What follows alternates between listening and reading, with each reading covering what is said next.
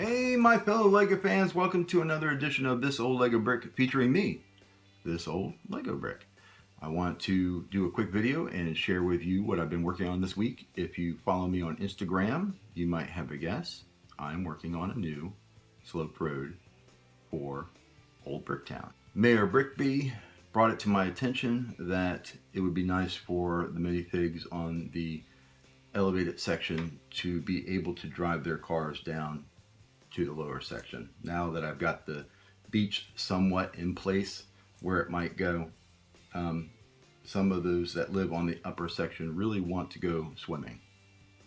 So, now those of you who have seen my old sloped road, you know that it had lots of character.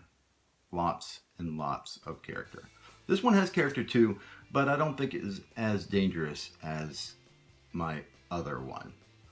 So, without further ado, let's go and check it out. Come on, let's go. While I'm done with the bottom portion, for the most part, I still need to put a 16 stud wide building here on top. That is why you see some of the street exposed.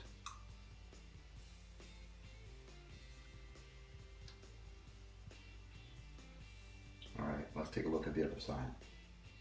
If you follow me on Instagram, you would have seen a few pics that I posted while constructing this section of my city. I have some jumpers there left for a person and possibly a few rats that I'll put down here once I find them. And over here we have the Zodiac Master up to his old tricks again, but it looks like Batman is about ready to put a kibosh on those plans. This is a little area where criminals can fence their stolen goods. You see some computers back here and some other trinkets. Here's another angle. This portion right here will empty out into the canal when it's put into the city. There's a guy on watch.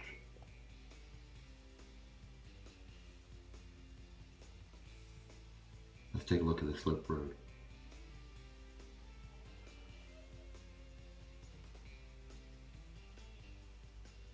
So building this had its own set of unique challenges.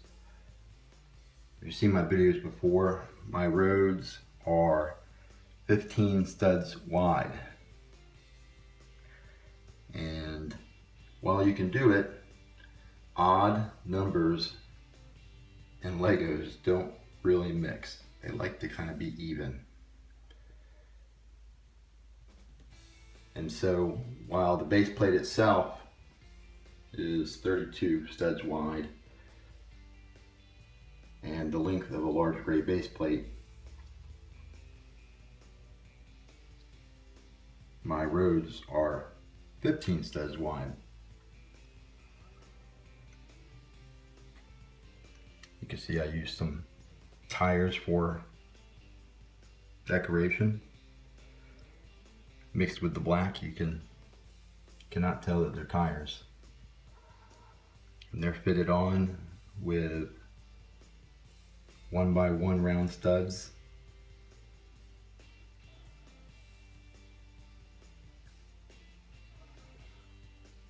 And then I really like here, however, not quite, just a little bit of some friction here.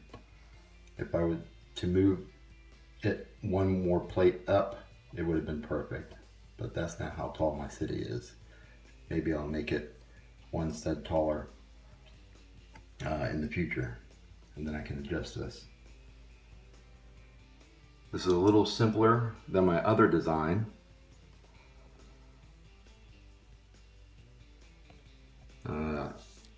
just held in with Technic pins here.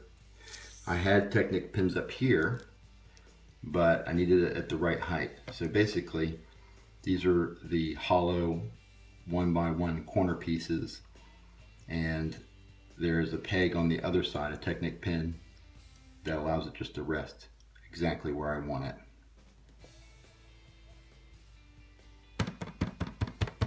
So it's very sturdy.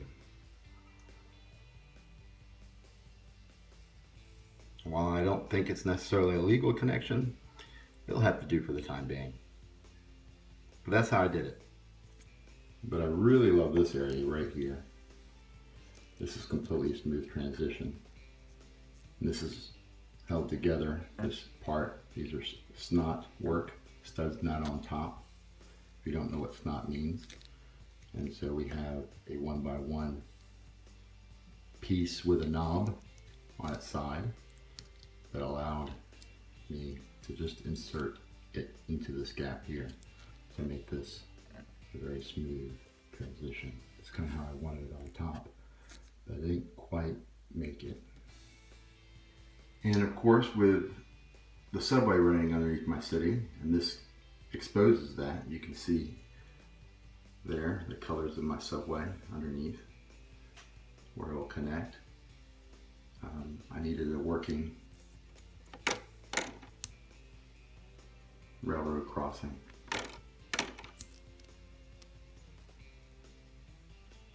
And this is what I was talking about earlier, having an uneven design. This right here is not completely even. You can kind of see where I shore it up with 1x1 pieces in various places.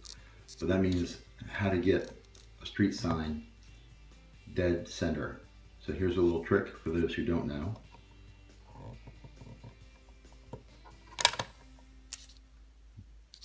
You can give the illusion that this is even number of studs. You can see where I place the jumpers and just put that in the middle. I used the same technique right here because between here and here is also just 15 studs wide. So not quite even, but I wanted to give the illusion that it's even. And so again, there you go. Here is the top view of the fencing ring led by the Zodiac Master. Unlike most of my other buildings and sections that are elevated, I will not be able to remove the top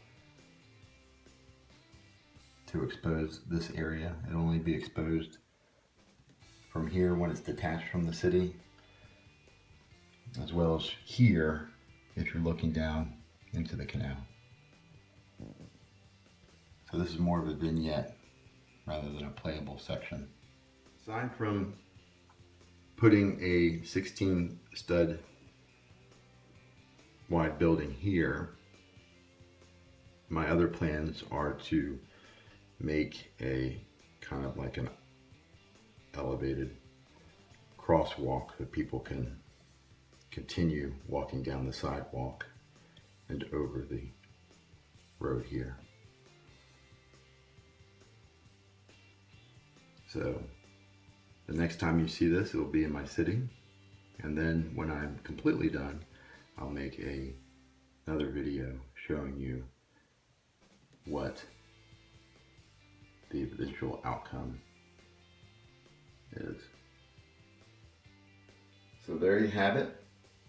I want to thank you for watching. Please like, subscribe, and leave a comment below. I'd like to hear from you. And if you have the time, share it with your friends. But more importantly, happy building.